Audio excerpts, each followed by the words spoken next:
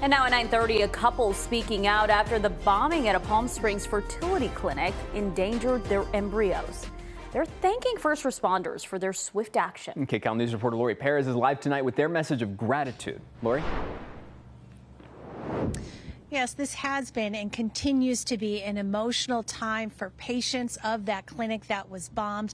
We are told this is the only IVF fertility clinic in the area, so its importance and its role in the community is huge.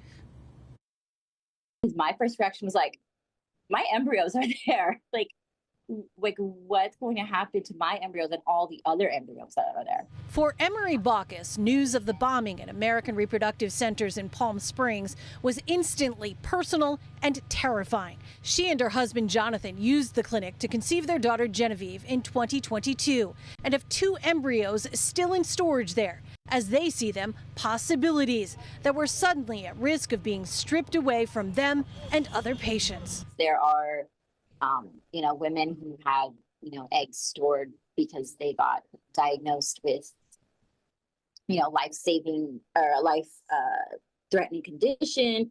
Maybe there are embryos that are frozen that, the husband has passed or, just there's no way to guarantee that you could replace all those embryos. So it was just, there are so many people with, their hopes literally in that building. Relief does not begin to describe what they felt when the clinic's director confirmed the IVF lab had been spared, even though other parts of the facility were, in his words, obliterated. My biggest concern was obviously my staff and, the embryos that we have in storage.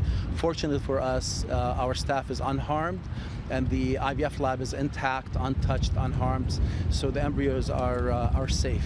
On social media, the local police chief thanked an FBI agent and assistant fire chief for acting quickly to get electricity back on to protect incubators and cryogenic containers, and for grabbing medical records to ensure time-sensitive treatment can continue this week as the investigation takes over.